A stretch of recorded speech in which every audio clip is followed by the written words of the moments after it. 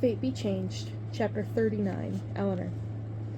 "You scared me, lass," Elinor hissed as she took Merida by the arm and tugged her inside the bedchamber. "I was just coming to get you." She looked up and down the corridor to make sure no one had heard her scream, then closed the door and whirled to face Merida.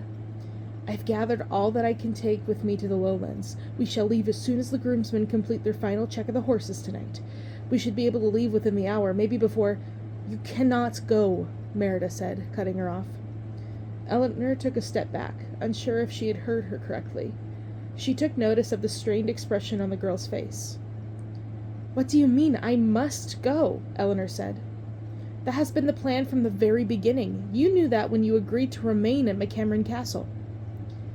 Merida shook free from her hold and began to pace back and forth in front of the hearth. "You cannot," she said, emphatically shaking her head. "Not yet." "I must," Elinor retorted. Guilt washed over her as the thought of leaving McCameron Castle when there was still a threat hanging over it. "I know I said I would not leave before the threat of the kingdom had been eliminated, but I have no choice." She pointed to the door in the great hall beyond it. "You heard them at dinner. My father and the chieftain mean to have me married to Lachlan during the games. They want to do away with reading the banns." "I know, I heard them," Merida said. But nothing!" Elinor shouted.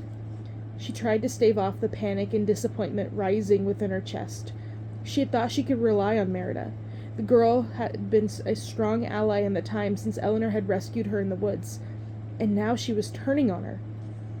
Would there ever be a time when she could count on someone? There was, she decided. The time was right now. She could count on herself. She would do this alone. It would have been better to have Merida there to guide her, at least in the first part of her journey, but if the girl would not join her, so be it.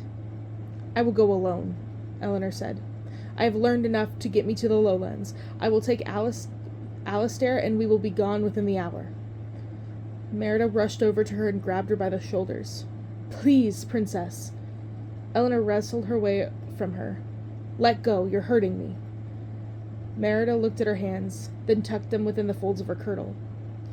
"Listen to me," Merida said. "You must trust me."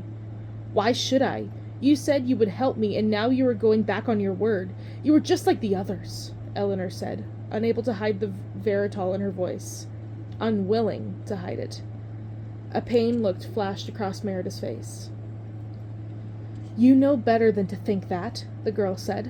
"I am nothing like the other people in your life. I said I would help you, and I will."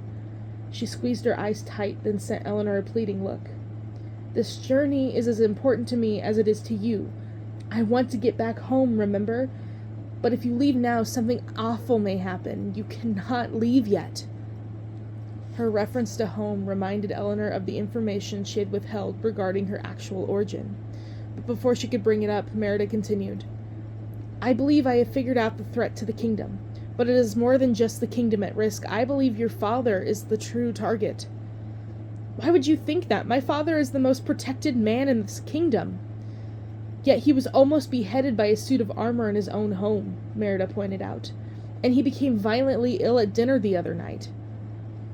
Elinor slowly shook her head. She refused to accept what she was hearing. "You are mistaken," she said.